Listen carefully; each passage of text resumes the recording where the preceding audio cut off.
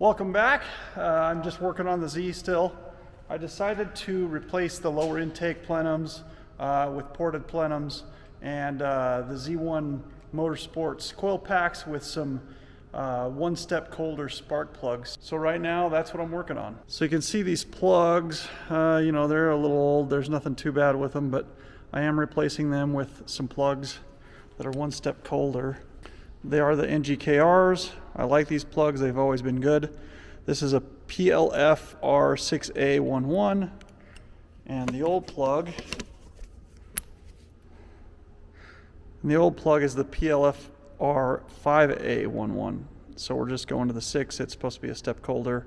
Hopefully, you know, I've done it before. I don't know that it's necessary, but it feels like it just all comes together a little bit better, especially as the engine starts getting heat soaked. So hopefully it helps with any pre-detonation, stuff like that. I believe these plugs need to be gapped to 0.043, so that's what I'm going to gap them to. I might do a little bit more research and verify, but I believe it was 0.043. And one of the most important things is just making sure that your gap is consistent all the way around. And then, like I said, I'm going to be doing these Z1 Motorsport coil packs. Here's what they look like out of the box. And you know, sometimes it's just good to not necessarily upgrade everything, but just to, you know, change things out to new, because, you know, over time, especially racing, everything gets hot and kind of worn down. So to make it easier, I just removed that the plenum and the lower plenum. This one that has the fuel rails on it, that'll come off a little bit later once I get this lower plenum in. I'm just waiting for it to come in.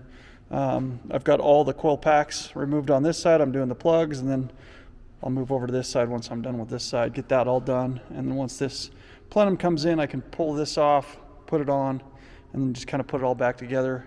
I've got the cold air intake here. I mounted it up under here, and it's really close to the radiator, which is excellent. It's going to help it get cool air. Anything in front of the radiator actually is going to stay really cold.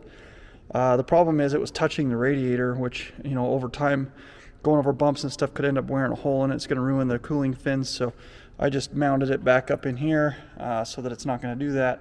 And then there's also a mounting point underneath here. But once it's all put together, it'll be stable, and this strap will help it, so I don't end up having any problems there. So the car's coming along, and you know, I'm excited. Hopefully I'll be able to get the car put together and get it over to the dyno. The guys at the dyno said that I'm probably not going to be able to make it before the next race, which sucks because this really will have to get dyno tuned and everything to be able to run, you know, out there. I'm going to be supplying probably way too much air to the engine now, and I don't want to run too lean and blow it up or anything like that. So I might not end up racing this car this next race weekend.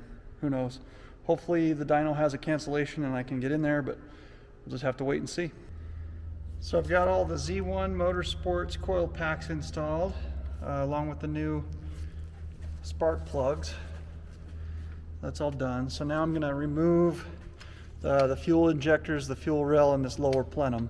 So this little lower intake manifold is what I have coming that's ported, as well as the middle intake manifold, and then I've got the upper Kinetix V Plus plenum, as well as the 75mm throttle body that's going to be connected to the new race cold air intakes. So it's coming along. I just undid all the injector on the harness side. Just got to undo these bolts there, and then there's some 10mm. Actually, it looks like those might be 12s. Yeah, they're 12s that hold this lower plenum on. Then that'll lift right out, and then I'll be able to install the new one. Okay, so we got the fuel injector rail installed with the fuel injectors, and these fuel injectors take this extension clip so that they clip into the factory harness. So I'll get these put on, and then I'll be able to install the other intake manifold. All right, so you don't want to forget the gasket either. I've got the injectors clipped in. We've got this gasket that goes in between the other manifold. There were some gaskets that went underneath this first manifold. So I just ordered a gasket kit from O'Reilly, and it'll work out pretty good. That way everything's kind of new and fresh, and all the gaskets have been replaced. All right, so I was able to get the Kinetix intake plenum on. Got the 75mm throttle body. There's a connection right here that has an adaptive plug, so I'll just plug that in. I've just got to set up the intake, the cold air intake tube, connect that, and we should be ready to start the car. We've got everything completely installed. The cold air intake all the way up, all the intake plenums and manifolds.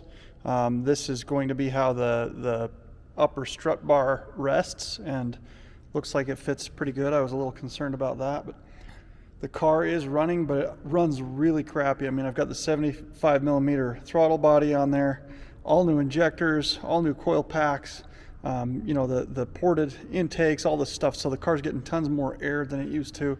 So it just does not like to run, but hopefully we're gonna go get it tuned on Tuesday, and they'll be able to spend all day with it if that's what it takes to be able to get this thing dialed in the best we can. So even though the car sounds like complete garbage right now, I figured we'd do a little bit of an audio check.